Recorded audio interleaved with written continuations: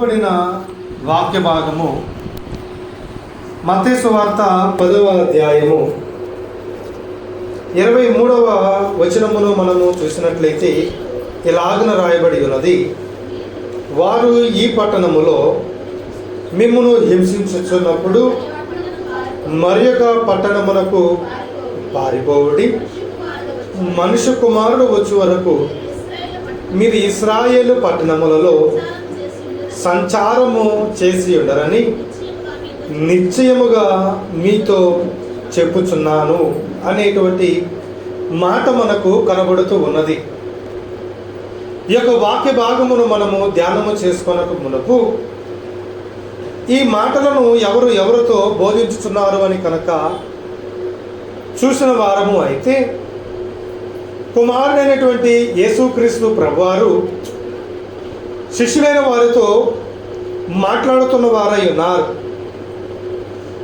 యేసుక్రీస్తు ప్రభువారు శిష్యులైన వారందరినీ కూడా ఒక చోటను చేర్చి వారితో అంటున్నారు, ఇదిగో తోడేళ్ల మధ్యకు గొర్రెలను పంపినట్లు నేను మిమ్మల్ని పంపుచున్నాను కనుక మీరు పాముల వల్లే వివేకులుగాను ఆ పావురం వల్లే నిష్కలాంగపట్టులుగా ఉండి మనుషులను గురించి జాగ్రత్తగా ఉండుడి. ఎందుకని అంటే, మరి ఈ యొక్క సమాజము ఎలాంటి సమాజము అంటే మిమ్మల్ని గ్రహించలేనటువంటి సమాజము. ఈ సమాజములో మీరు దేవుని యొక్క మాటలు మీరు ప్రకటించినప్పుడు మరి మీకు శ్రమ రాబోతున్నది. మీరు నా నామము నిమిత్తము అందరి చేత ద్వేషించబడేవారై ఉన్నారు కనుక మిమ్మలను ఎవరైనా ద్వేషించినా కానీ, మిమ్మలను ఎవరైనా మరి మీతో శత్రుత్వము చేసినా కానీ, ఎవరైనాను మిమ్మలను కొట్టినా కానీ నా నామము నిమిత్తమే అవి మీకు వచ్చేవై ఉన్నవి కనుక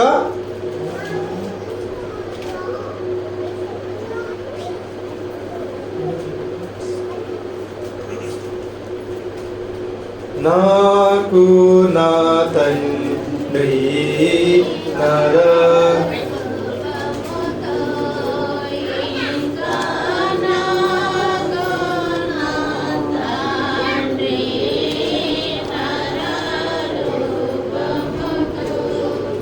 త్రైకుని రీతిగా కనబడి ధైర్యమిచ్చును నాకు.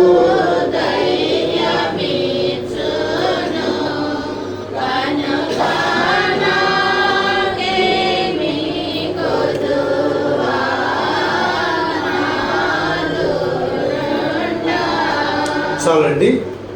కనుక మరి అంతం వరకు ఎవరైతే మరి సహిస్తారో వారు రక్షించబడేవారై ఉన్నారు కనుక ఈ జనులైన వారి మధ్యకు మిమ్మల్ని పంపించుచున్నాను. జనులైన వారి మధ్యకు వారిని పంపించుచు ప్రభు ఒక మాట వారికి తెలియజేశారు. ఏమిటి ఈ మాట అనగా, వారు మిమ్మల్ని ఈ పట్టణములో హింసించుచున్నప్పుడు మరియొక పట్టణమునకు పారిపోవుడి. శిష్యులైన వారికి ప్రభు చెబుతున్నటువంటి మాట ఏమిటో తెలుసా? మిమ్మల్ని ఈ పట్టణములో హింసించుచున్నప్పుడు మీరేం చేయాలి? వేరొక పట్టణానికి పారిపోవుడి. ఎందుకని ప్రభు ఈ మాట చెప్పి ఉన్నారు? శిష్యులైన వారిని తయారు చేసినది ప్రభువే, వారికి మరి వరములను ఇచ్చినది ప్రభువే, వారిని ఎంచుకున్నది, వారిని పూర్తిగా తయారు చేసినది కూడా ప్రభువే. అయితే ఇప్పుడు హింస అనేది మీ మధ్యకు వచ్చేదై ఉన్నది. మీరు సర్వలోకమునకు వెళ్ళి సువార్తను ప్రకటించేవారై ఉన్నారు కనుక ఏదైనా ఒక పట్టణంలో కనుక మీకు మరి హింస అనేది, శ్రమ అనేది వస్తే ఆ పట్టణము నుండి మీరు ఎక్కడికి వెళ్ళమంటున్నారు? మరి ఒక పట్టణమునకు వెళ్ళుము అంటున్నారు. ఎవరైనా కానీ ఒక పట్టణములో లేదా మన ప్రాంతంలో మన యొద్దకు వచ్చి మనలను కొడితే, మన పైన తిరుగుబాటు చేస్తే మనము ఊరుకుంటామా? ఊరుకుంటామా అండి? ఊరుకొనము. వెంటనే ఏం చేస్తాము? మనకున్నటువంటి బలగమునో లేదా మనకు స్నేహితులుగా ఉన్నవారునో మన యొక్క బంధువులైన వారునో తీసుకొని వెళ్ళి మనం ఏం చేసేవారం ఏంటాము? ఏం చేసేవారం ఏంటామండి? ఎదురు దాడి లేదా తిరిగి మరలా మనము వారిపైన తిరుగుబాటు చేసేవారం ఏంటాము. స్వయముగా ప్రభువే ఆయన ఏం చేశారంటే, ఒక పట్టణంలోనికి మీరు వెళుతున్నారు కనుక ఈ పట్టణంలో మీకు శ్రమ వస్తుంది. ఈ శ్రమ వచ్చినప్పుడు మీరేం చేయాలి? మరొక పట్టణమునకు పారిపోవుడి అంటున్నారు. మరొక పట్టణానికి పారిపోవుడి. మనిషి కుమారుడు వచ్చే వరకు ఇశ్రాయేలు పట్టణములో మీరు సంచారము చేసి ఉండరని నిశ్చయముగా మీతో చెప్పుచున్నారు. మనిషి కుమారుడు అనగా ఎవరు అంటే క్రీస్తు ప్రభువారు. క్రీస్తు ప్రభువారు వచ్చే పర్యాంతం వరకు మరి ఈ జనాంగము ఏ పట్టణంలో ఉంటండి? ఇశ్రాయేలు పట్టణములో మీరు తిరిగి ఉండరు. ఇశ్రాయేలు పట్టణంలో మీరు తిరిగి ఉండరని నిశ్చయముగా నేను మీతో చెప్పుచున్నాను.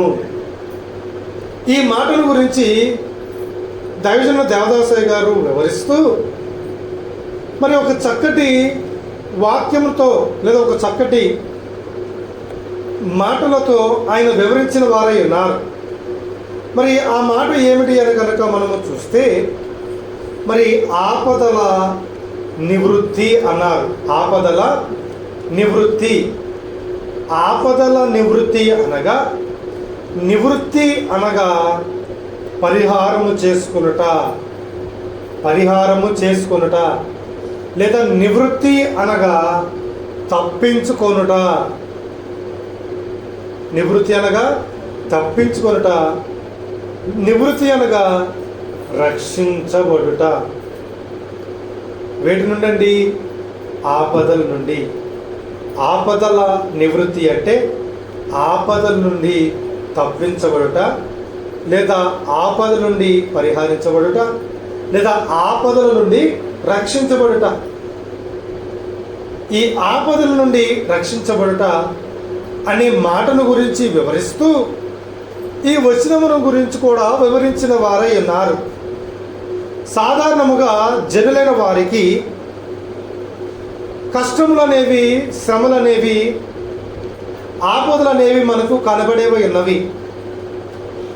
శ్రమ అనేది బాహాటముగా తీవ్రమైనటువంటి పరిస్థితులుగా మనకు కనబడితే, ఈ ఆపదలు అనేవి ఎప్పుడు వస్తావు అంటే శ్రమకు ముందు కలిగేవి ఏమిటి అంటే ఆపదలు. శ్రమలకు ముందు కలిగేవి ఏమిటండి? ఆపదలే. ఈ ఆపదలను మనము ఎలాగన పరిహారం చేసుకోవాలి? ఈ ఆపద నుండి ఎలాగ మనము తప్పించుకోవాలి? బైబిల్ గ్రంథంలో ఆపదలు వచ్చిన వారు లేరా? ఉన్నారు. ఈ ఆపదల నుండి ఎలాగన మనము కాపాడుకోవాలి అనేటువంటి మరి మాటలను గురించి దైవజనులు వారు వివరిస్తూ మరి 7 గుంపులను గురించి వివరించిన వారై ఉన్నారు. కనుక 7 గుంపుల విశ్వాసులైన వారి గురించి వివరించిన వారై ఉన్నారు. మరి యుద్ధముల వల్ల కానీ, బాంబుల వలన కానీ, మరి ఏ ఇతరమైనటువంటి లోక సంబంధమైన బాహ్యమైనటువంటి శ్రమల వలన మన శరీరమునకే హాని. మరి యుద్ధముల కన్నా, బాంబుల కన్నా, ఇతరమైనటువంటి కార్యముల కన్నా భయంకరమైనది మరి ఒకటి ఉన్నది అన్నారు దైవజనులు వారు. ఏమిటండి? ఏమిటి? పాపము. ఈ పాపము అనేది శరీరములకు మాత్రమే కాదు, కానీ ఈ పాపము ప్రాణానికి, ఆత్మ జీవనమునకును హాని కలుగజేయును అన్నారు. ప్రాణానికి, ఆత్మ జీవనానికి హాని కలగజేసేదే ఉన్నది.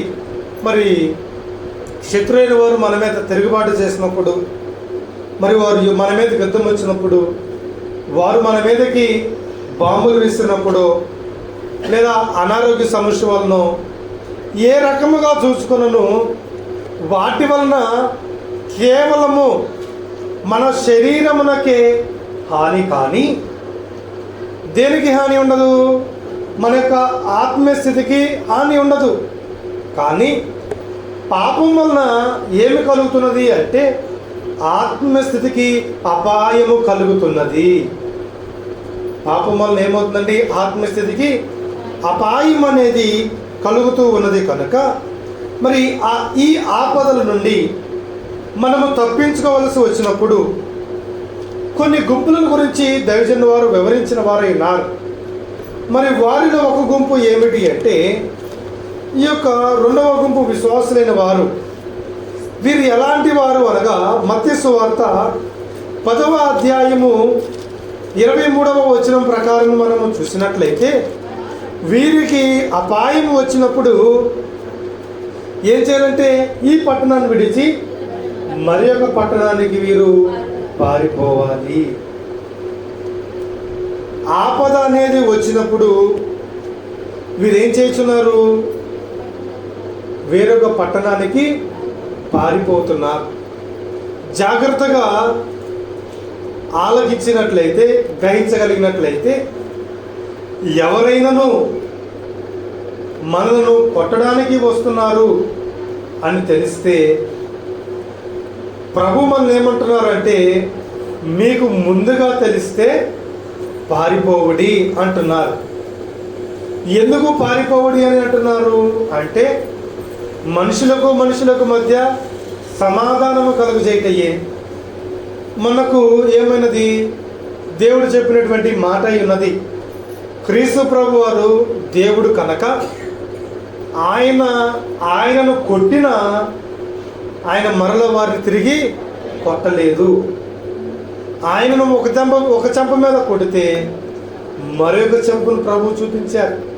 తనను కొట్టు వారికి తన వీపును ఆయన అప్పగించిన వారు ఉన్నారు.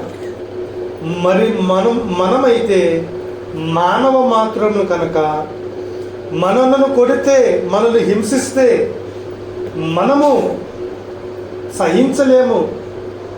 కనుక మీ మీదకి అపాయం అనేది వచ్చేలాగా కనబడితే మీరు అక్కడి నుండి పారిపోవడి. ఎందుకు మిమ్మల్ని పారిపోమంటున్నాను అంటే ఎందుకు అనగా మరి వాటిని మనము తప్పించుకోవడానికే, వచ్చేటువంటి ఆపదల నుండి తప్పించుకోవడానికే. కనుక వీరు అపాయం వచ్చినప్పుడు తప్పించుకున్నటకు ప్రయత్నము చేయుదురు. ఈ యొక్క గుంపు ఏ గుంపు అంటే అపాయము వచ్చినప్పుడు తప్పించుకునేటువంటి గుంపు. అపాయం వచ్చిందని తెలిసినప్పుడు మనం ఏం చేయాలి? ఉపాయం కలిగి తప్పించుకోవాలి. అంతేకాని అపాయం వచ్చినది కదా అని చెప్పి దానికి మనము ఎదురు వెళితే ఏమవుతుందండి? మన యొక్క భక్తి అన్నా పోతుంది, లేదా మనము సాతానుడు మనలను వశమన్నా చేసుకునేవాడే ఉంటాడు. కనుక మరి మొదటి గుంపు ఏమిటంటే అపాయం వచ్చినప్పుడు తప్పించుకోవడానికి ప్రయత్నము చేసేటువంటి గుంపు. శత్రువులు తరిమినప్పుడు మరి ఒక గ్రామం వెళ్ళవచ్చునని ప్రభు చెప్పిన మాటను వీరు దేనితో పోల్చుకున్న వారై ఉన్నారు అంటే మరి ఆది కాండము 19వ అధ్యాయమును మనము చూసినట్లయితే ఆది కాండము 19వ అధ్యాయము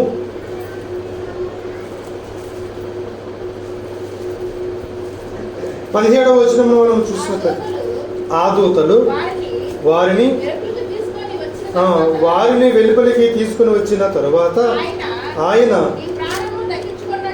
నీ ప్రాణమును దక్కించుకున్నట్లు పారిపోము, నీ వెనుక చూడకము, ఈ మైదానములో ఎక్కడను నిలవక నిలువక నీవు నశించిపోకుండా నీవు నశించిపోకుండా ఆ ఆ పర్వతమునకు పారిపోమని చెప్పగా పారిపోమ్మని చెప్పగా చాలండి. కనుక సొదొమ గొమొర్ర పట్టణములను నాశనము చేయడానికి ప్రభువు వచ్చినప్పుడు మరి అక్కడ లోతును తప్పించడానికి దూతలు ఏం చేశారు?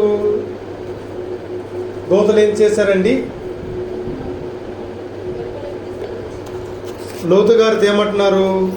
నీవు రక్షించబడి నిమిత్తము ఈ ప్రాంతమును విడిచి పారిపోమ్ము. నీవు కనుక పారిపోయినట్లయితే నీ ప్రాణము నీవు దక్కించుకొనగలవు అని లోతు గారిని తప్పించినటువంటి చరిత్రను వీరికి ఆధారము చేసుకుని వారై ఉన్నారు. ఈ మాటను బట్టి మనము చూసినట్లయితే మనము తప్పించుకొనవచ్చు కానీ భయపడరాదు అనే సిద్ధాంతము వీరిది. తప్పించుకొనవచ్చు కానీ ఏం చేయకూడదు? భయపడరాదు. భయపడరాదు క్రీస్తు విశ్వాసి, భయపడి దిగులు పడరాదు సుని.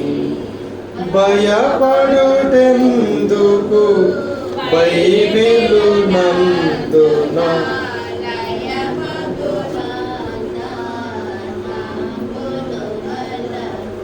భయపడుకుడనడి పలుకులు నీకు జయము గలువు 365 గలువు ఏడాది పడుగున. భయపడకు నిరాశపడకు మెందునా. భయపడరాదు క్రీస్తు విశ్వాసి, భయపడి దిగులు పడరాదు సుమి. చాలండి. మరి క్రీస్తు విశ్వాసి ఏం చేయకూడదు? భయపడకూడదు. దైవజనుడు దేవదాసాయి గారు కూడా ఒక మాట తెలియజేశారు. ఏమని అంటే, భయపడితే బైబిల్ మిషన్ వారు కాదు అన్నారు. ఎవరంటండి? భయపడితే బైబిల్ మిషన్ వారు కాదు. ఎందుకని ఆ మాట అన్నారో ఆ మాటను కూడా వివరించిన వారై ఉన్నారు. ప్రభువు తాను తెలియజేయవలసినటువంటి మాటలన్నిటినీ కూడా బైబిల్ గ్రంథములో ఇమిడ్చి మానవాళికి బైబిల్ గ్రంథమును బహుమతిగా ఇచ్చారు. బైబిల్ గ్రంథములో ఏ పనులైతే చేయవలసి ఉన్నవో ఆ పనులన్నిటిని కూడా నెరవేర్చడానికి తన అంతరంగములో తన ఉద్దేశములో ఉన్నటువంటి బైబిల్ మిషన్ను మరి ప్రభువే స్వయముగా మరి బయలుపరిచిన వారై ఉన్నారు దైవజనుడు దేవదాసాయి గారికి. కనుక దైవజనుడు దేవదాసాయి గారు కూడా ఎప్పుడు కూడా ఏమంటారంటే, ఈ మిషను నీది నాది కాదు, ఇది ప్రభువుది, ఇది దేవునిది. దేవుని మిషన్లో ఉన్నవారులారా, మీరు దేవునిలో ఉన్నారు కనుక, దేవుని తట్టు ఉన్నారు కనుక మీరు దేనికిని భయపడరాదు. యేసుక్రీస్తు ప్రభువారు మరి సముద్రములో ధోనిలో ఉన్నప్పుడు శిష్యులైన వారు ఆయన తట్టు కూడా ఉన్నప్పుడు మరి ఆ ధోని మీదకు ఏమొచ్చినది? మరి తుఫాన్ వచ్చినది. మరి ఆ తుఫాన్ వచ్చినప్పుడు క్రీస్తు ప్రభువారు ఎలాగ ఉన్నారు? క్రీస్తు ప్రభువారు ఏం చేస్తున్నారు? హాయిగా నిద్రపోతున్నారు. నిజమైనటువంటి బైబిల్ మిషన్ వారైతే ఎన్ని ఆపదలు వచ్చినా ఆ ఆపదలలో ఎలాగ ఉంటారు అంటే, మరి క్రీస్తు ప్రభువారి వల్లే హాయిగా మరి నెమ్మలముగా ప్రశాంతముగా వారు ఉండేవారు అంటారు. అదే బైబిల్ మిషన్ వారు కాకపోతే, బైబిల్ విషయం వారు కాకపోతే శిష్యులైన వారు ఆ 11 మంది శిష్యులు కూడా, ప్రభువా మాకు అపాయం వచ్చున్నది, మేము నశించిపోతున్నాము, మేము నశించిపోవడం నీకు ఇష్టమా అని చెప్పి ఆయనను మరి శోధించేవారే ఉంటారు. ఇప్పుడు ఆలోచన చేయండి, మనము ఈ గుంపులో ఉన్నామా? అపాయం మనకు వచ్చినప్పుడు అపాయంను తప్పించుకోవడానికి ప్రయత్నము చేసేవారముగా ఉంటున్నామా? లేదా అపాయం వచ్చినప్పుడు మనము తప్పిపోయే వారిగా ఉంటున్నామా? ఈ గుంపు వారికి ఉన్నటువంటి లక్షణం ఏమిటంటే అపాయం వచ్చినప్పటికీ భయపడరు. వీరికి అపాయం వచ్చినప్పుడు ఈ ఆపదల నుండి వీరు తప్పించుకోవడానికి వేరే చేస్తారంటే ఆ ఆపదల నిమిత్తము ప్రార్థన చేసి తమ ప్రార్థన దేవుడు విన్నాడని, తమ ప్రార్థనను దేవుడు నెరవేర్చునని నమ్ముదురు. కానీ అదే విధముగా ఆ ప్రార్థన యొక్క నెరవేర్పు నిమిత్తము తాము కూడా ప్రయత్నము చేయుదురు. తాము కూడా ప్రయత్నమును చేసేవారైనారు కనుక ఇది ఈ గుంపు వారి యొక్క లక్షణమైనది. ఆపదలను పరిహారము చేసుకునేవారు చేసే వారి మొదటి గుంపు ఏం చేస్తారంటే ఆపదలు వచ్చినప్పుడు వారు భయపడక ఆ ఆపదల నుండి తప్పించుకోవడానికి ప్రభు పైన ఆధారపడి ప్రార్థన చేసి వారి సొంత ప్రయత్నం వారు చేసేవారు ఉంటారు. ఇలాగున ప్రభు పైన ఆధారపడి ప్రయత్నము చేసేవారికి ప్రభు ఏం చేస్తారు అంటే సహాయం చేసి ఆపద నుండి వారిని తప్పించేవారై ఉంటారు. ఇది మొదటి గుంపు అయి ఉన్నది. రెండవ గుంపును కనుక మనము చూసిన వారము అయితే కీర్తనల గ్రంథము 91వ కీర్తన 7వ చరణమును మనము నీ ప్రక్కను 1000 మంది పడినను, నీ కుడి ప్రక్కను 10,000 మంది కూలినను అపాయము నీ యొద్దకు రాదు. చాలండి. ఈ మూడవ గుంపు యొక్క రెండవ గుంపు యొక్క విశ్వాసులైన వారి యొక్క మరి నమ్మకము ఏమిటి అంటే అపాయము నీ యొద్దకు రాదు అనేటువంటి వాగ్దానమును వీరు గట్టిగా పట్టుకుందరు. వీరు అపాయము రాకుండా చేయమని నేను ప్రార్థించినాను కనుక హాని రానివ్వను అని దేవుడు తన యొక్క వాక్యములో వ్రాయించినాడు కనుక ఈ యొక్క వాక్యము తప్పక నెరవేరుతున్నది అని చెప్పి ఈ గుంపు వారు గట్టిగా పట్టుపట్టి వీరేం చేస్తారు అంటే వీరి యొక్క ఈ గుంపు వారి యొక్క లక్షణం ఏమిటి అంటే ఒక ఆపద అనేది రాబోతున్నది అని వీరు ముందుగానే గ్రహించి ఈ ఆపదను వారు రానివ్వరండి.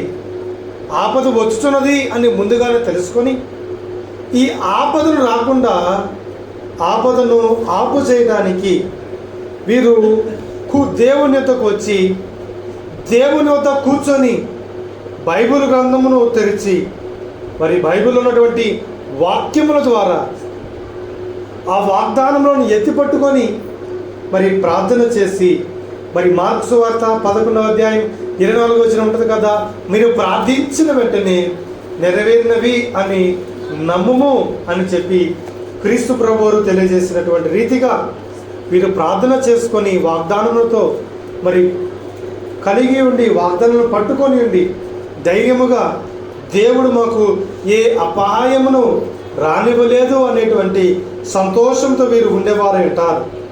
మరి వీరి యొక్క నమ్మకము వీరి యొక్క విశ్వాసము ఎలాగ ఉంటుంది అంటే అందరికీ ఆపద కానీ నాకు మాత్రము ఆపద సంభవింపదు. అందరికీ ఆపద కానీ నాకు మాత్రము ఆపద సంభవింపదు అనే నమ్మకముతో ఈ గుంపులని వారు వాగ్దానములను పొందేవారై ఉన్నారు. అటువంటి నమ్మిక మనమును కూడా కలిగి ఉండాలి. ఈ గుంపులో వారు ఏం చేస్తున్నారండి? ఆపదలు రాక మునిపే ఆపదలు ముందుగానే గ్రహించి వీరు ఏం చేస్తున్నారు? ఆపదలు రాకుండా ప్రార్థన చేస్తున్న వారై ఉన్నారు. మరి మనలో ఎవరైనా ఆపదలు రాకుండా, మరి ఆపదలు ముందుగానే వచ్చును అని గ్రహించి ఎప్పుడైనా ప్రార్థన చేశారండి?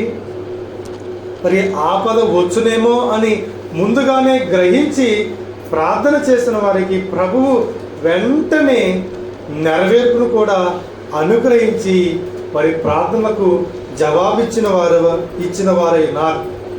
మరి మనం ఉంటున్నటువంటి గృహమునకు మరి పైనుండి మరి ఇతరులైన వారు వాడుకున్నటువంటి అపరిశుద్ధమైనటువంటి నీరు మన గృహానికి వచ్చి మన గృహాన్ని ముంచివేయును, లేదా మన గృహానికి మన పరిసర ప్రాంతంలోనికి వచ్చును అని తెలిస్తే మరి వచ్చుట కనుక మనం చూసినట్లయితే వాటిని అలాగనే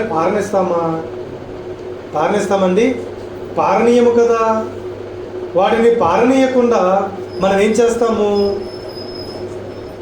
చేస్తామండి? ఆ నీటిని దారి మళ్లించడము, లేదా అవి రాకుండా మరి అడ్డుకట్టు వేయటము, ఏదో ఒకటి మనము చేసేవారమై ఉంటాము.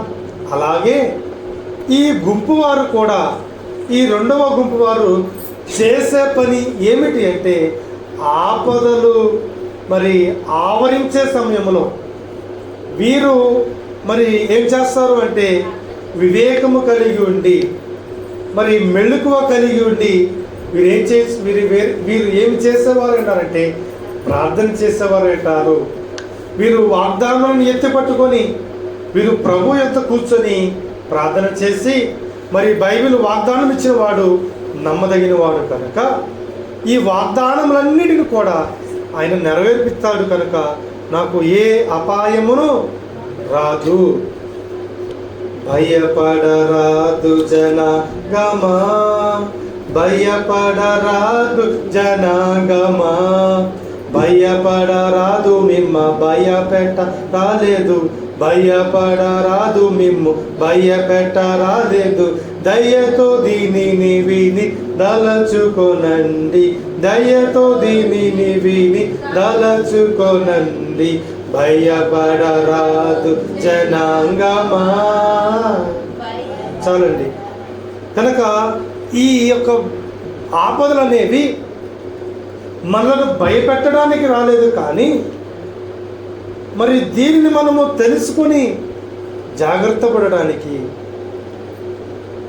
కనుక దేవుని యొక్క మాటలను మనము తలుచుకొని దానిని మనము అనుసరించడానికి ఈ ఆపదలు అనేవి వచ్చేవై ఉన్నవి. మరి మొదటి గుంపు ఏమిటండి? మొదటి గుంపు వారి యొక్క లక్షణం ఏమిటి? ఆపద వచ్చినప్పుడు వారు భయపడక దేవుని పైన ఆధారపడి ప్రయత్నం చేసేవారు మొదటి గుంపు. రెండవ గుంపు వారి లక్షణం ఏమిటి అంటే ఆపదలు వచ్చుట రానివ్వక, ఆపదలు వచ్చునని ముందుగానే గ్రహించి ఆ ఆపదలు రాకుండా ప్రార్థించి ఆపదల నుండి తప్పించుకుంటూ ఈ రెండవ వారి గుంపు అయినది. మూడవ గుంపు కనుక మనము చూసినట్లయితే ఈ గుంపు వారు చేసే పని ఏమిటంటే ఈ గుంపు వారికి దర్శన జీవితం అనేటువంటి వాడుక కలిగిన వారు. ఈ గుంపు వారు అన్ని గుంపుల వారిని మెచ్చుకునేవారై ఉన్నారు. ఈ గుంపుల వారు ఏం చేస్తారు అంటే వీరు ప్రభు సన్నిధిలో ఎప్పుడు కూడా మరి దర్శన జీవితమును కలిగి ఉండేవారు. దర్శన జీవితమును మరి వాడుక కలిగి ఉండేవారు అంటే ఆయన సన్నిధిలో దర్శనములు కలిగి ఉండేవారు. ప్రభు సన్నిధిలో వీరు ఉండటాన్ని బట్టి ప్రభు దర్శనమందు చూపించినవి చూచుటకును, కనబడినవి చెప్పునని వినుటకును వీరు కోరుకునే వారై ఉన్నారు. దేవుని యొక్క కృపను బట్టి ఇట్టివారు మన బైబిల్ మిషన్లో కూడా కొద్దిగా ఉన్నారు.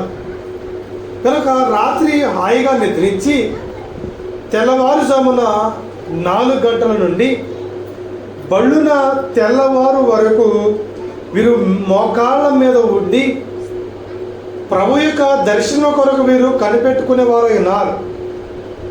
ఎప్పుడైతే తెల్లవారుజామున 4 గంటల నుండి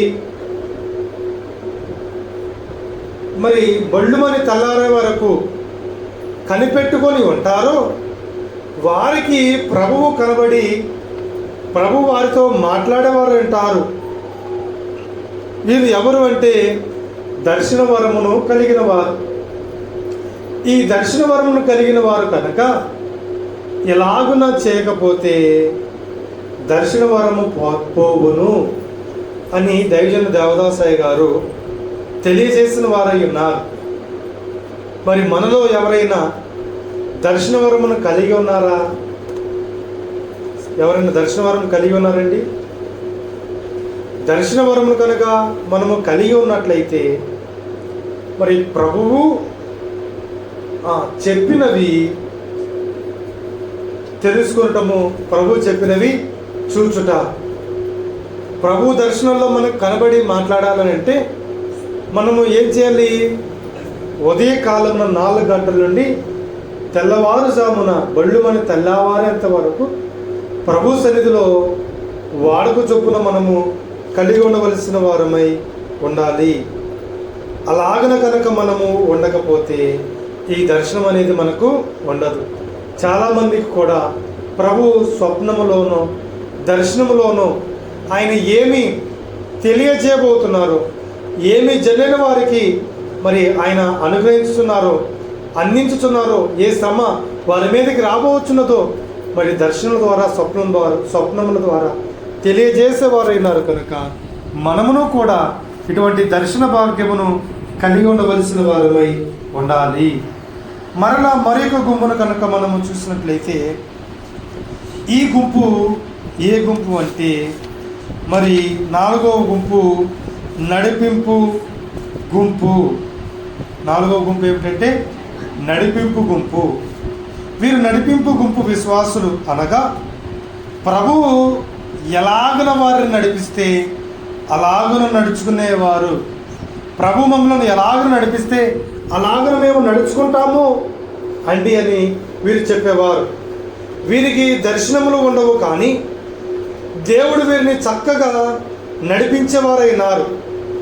ఎట్లనగా రేపు ఫలానా ఈ సమయం ముందు ఒక ఆపద అనేది రాబోతున్నది అని వారికి ముందుగానే వారి మనస్సాక్షికో వారి జ్ఞానానికో ఇక్కడ ఈ సమయం ఉంటే ఆపద వచ్చునను ప్రభు వారికి తెలివిని అనుగ్రహించి వారిని ఆ సమయం ముందు ఆ ప్రాంతం నుండి ఏం చేస్తారంటే వారిని నడిపించేవారు అంటారు. మరి చాలా సందర్భాలలో మరి ఎక్కడైనా కానీ మరి భూకంపం వచ్చేటువంటి ఒక అరగంట ముందో లేదా ఒక 10 నిమిషాల ముందో ఆ ప్రాంతం నుండి మరి ఇతర దేవుని యొక్క విశ్వాసులైన వారు బయటకు వెళ్ళి చేసినట్లయితే వారు ఉండి వచ్చినటువంటి ప్రాంతం నుండి కనుక మరి భూకంపం వచ్చి అక్కడ గొప్ప నష్టం జరిగింది అనుకోండి, రక్షించబడిన వారు ఏమంటారండి? దేవుడే మమ్మలను తప్పించాడండి, దేవుడే మమ్మలను నడిపించాడని అనుకుంటాం. అలానే మనల్ని అలాంటి శ్రమల నుండి ఇబ్బందుల నుండి మరి మనము నిందలు పడేటువంటి స్థలము నుండి ప్రభువే మనలను అనేక మార్లు ఏం చేశారు? నడిపించిన వారై ఉన్నారు. కనుక మరి ఈ దినము పలాని వారు జబ్బుగా ఉన్నారు, వెంటనే రమ్ము అని చెప్పి మరి ఎవరైనా కబురు పంపిస్తే మనం వెళ్ళినప్పుడు మరి ఆ ప్రాంతంలో ఏదైనా ఒక ఇబ్బందులు కలిగినప్పుడు ఎలాగైతే ఆ యొక్క ఇబ్బంది ప్రాంతం నుండి మనం తప్పించుకున్నామో అని అనుకుంటామో అలాగున దేవుని యొక్క నడిపింపును బట్టి మనం నడుచుకునే వారము ఉన్నట్లయితే మనము తప్పించే వారమే అంటాము. కనుక నేటి దిన కాలము 4 గుంపుల గురించి మనము చూసాము. మరి మొదటి గుంపేమో అపాయం వచ్చినప్పుడు భయపడక వాటిని తప్పించుకోవడానికి ప్రయత్నం చేసేవారు. రెండవ గుంపు అపాయములను రాక మునిపే అపాయం వచ్చునని ముందుగానే పసిగట్టుకొని మరి ఆ అపాయం నుండి తప్పించబడడానికి ప్రార్థన చేసుకుంటారు. మూడవ గుంపు వారైతే దర్శన జీవితము కలిగి ఉంది. వారికి ఉన్న దర్శనం బట్టి ప్రభువు ఏమి చెప్పలేన్నారు, ఏమి వారికి చూపించారో దాన్ని బట్టి నడుచుకున్న వారు ఈ దర్శన జీవితం కలిగిన వారు. మరి నాలుగవదిగా చూసినట్లయితే దేవుని యొక్క నడిపింపును బట్టి ప్రభు ఏ రీతిగా వారు నడిపిస్తే ఆ రీతిగా వారు నడుచుకొనుట. కనుక దేవుడు మనందరిలో కూడా తన యొక్క మాటను మనకు అందించడానికి మనస్సాక్షి అనేటువంటి ఒక మరను, మరి సిక్స్త్ సెన్స్ అంటారు కదండి, మన జ్ఞానానికి ఆయన మన అంతరంగములో ఒక మరను ఆయన పెట్టిన వారైనారు. కనుక ఈ మర ద్వారా ప్రభు మనకు తన సంగతులను తెలియపరిచేవారైనారు. కనుక మన మనస్సాక్షికి ఆయన సంగతులను మనకు తెలియజేస్తారు. ఏది మంచిదో, ఏది చెడ్డదో, మనం ఏమి చేయాలో, ఏమి చేయకూడదో ప్రతిదీ కూడా ఆయన మన మనస్సాక్షికి అందించేవారైనారు. కనుక మరి మన మనస్సాక్షి చెప్పేటువంటి మాటలను మనమందరం కూడా విని మన మనస్సాక్షి కనుక మనం గద్దించినప్పుడు ఆ గద్దింపును కనుక మనము లోబడిన వారమైతే మన ఆపద నుండి మనము తప్పించుకునే వారం అవుతాము. కనుక ఇలాగున ఈ 4 గుంపుల వారిగా ఉండి ఈ 4 గుంపులలో ఆపద రాక మునిపే ఆపద నుండి తప్పించుకునే వారముగా, ఆపద వచ్చే సమయమునకు ప్రభు యొక్క నడిపింపును బట్టి ఆ ప్రాంతం నుండి మనము నడిచిపోయే వారముగా, మరి దర్శన భాగ్యము కలిగి ఉండి దర్శనము కొరకు కనిపెట్టుకొని ఆయన చూపించే మార్గముగా మనం నడుచుకునే వారముగా, ఒకవేళ ఆపద మనను ఆవరించినప్పుడు ఈ ఆపదల నుండి తప్పించుకోవడానికి ప్రభు పైన ఆధారపడి మన ప్రయత్నం మనం చేసేవారముగా ఉండి ఆపద నుండి తప్పించుకొని ఆపదల పరిహారము చేసుకొని మనలను మనము కాపాడుకొనొచ్చు. ఆయన రాకడికి సిద్ధపడగల కృపా భాగ్యము త్రిత్వ తండ్రి మనెల్లరకును అనుగ్రహించును గాక. ఆమేన్. మహాపరిశుద్ధుడైన గనుడైన మా తండ్రి, మీ యొక్క ఘనమైన నామమునకు వందనములు, స్తోత్రములు దేవా. వినిన వాక్యమును సాతరైన పక్షిత్తికి పోక మా హృదయమంతగా భద్రపరుచుకొని వాక్యానుసారమైన ప్రవర్తన, వాక్యానుసారమైన జీవితం మేమందరం కలిగి ఉండగా కృప దయచేయమని యేసు నామమున ప్రార్థించి వేడుకొనుచున్నాము తండ్రి. ఆమేన్. అందరికీ మరణాత.